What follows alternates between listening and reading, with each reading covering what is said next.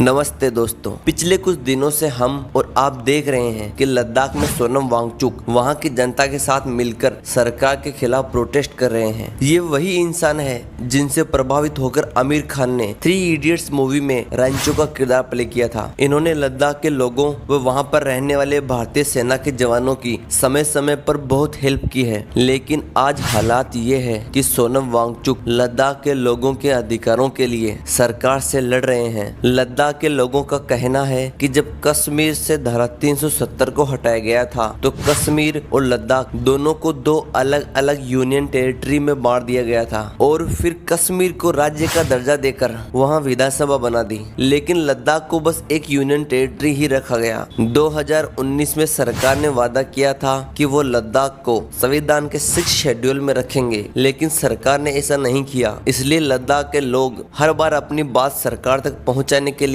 सरकार के खिलाफ प्रोटेस्ट करते रहते हैं। अब सोचने की बात यह है कि सरकार ने ही पहले लद्दाख को 6 शेड्यूल में रखने की बात की और अब लोगों के इतने प्रोटेस्ट करने के बाद भी सरकार उनकी एक नहीं सुन रही है। ऐसा क्यों? आइए आज के इस वीडियो में इस बात को समझने की कोशिश करते हैं। भारत में लद्दाख की पोजीशन देखें तो वो दोनों तरफ से दुश्मन देशों से घिरा है और ये दोनों देश धीरे धीरे भारत की जमीन पर कब्जा कर रहे हैं। इतिहास में पीछे देखें तो पाकिस्तान ने पीओके और चीन ने अक्साई चीन दोनों भारत से ही छीने हैं। जैसे ही भारत की स्थिति कमजोर दिखती है, ये देश उसका फायदा उठाकर भारत की सीमा में घुस जाते हैं। इसलिए भारत किसी भी सिचुएशन में चीन और पाकिस्तान पर भरोसा नहीं कर सकता। अगर हम संविधान के 6 शेड्यूल की बात करें तो उसमें लिखा है कि जो क्षेत्र या राज्य इसके अंतर्गत आएगा उसमें रहने वाले लोग अपनी जमीन, फॉरेस्ट और वातावरण को अपनी इच्छा अनुसार रखेंगे। वो जैसा चाहेंगे वैसा कर सकते हैं।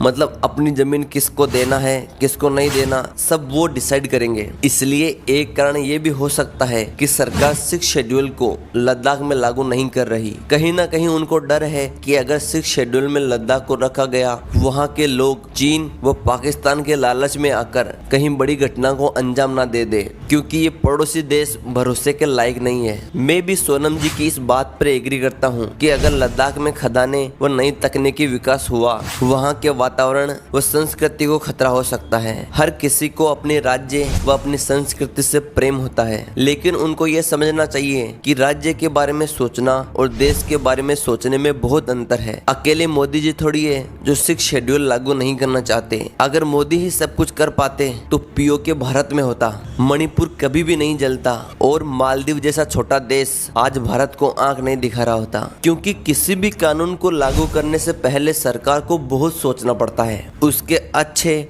और बुरे परिणाम को भी देखना पड़ता है, तब जाकर कोई कानून लागू होता है। प्रधानमंत्री एक राज्य का नहीं बल्कि पूरे देश का लीडर होता है, इसलिए राज्य से पहले उसको देश का सोचना पड़ता है।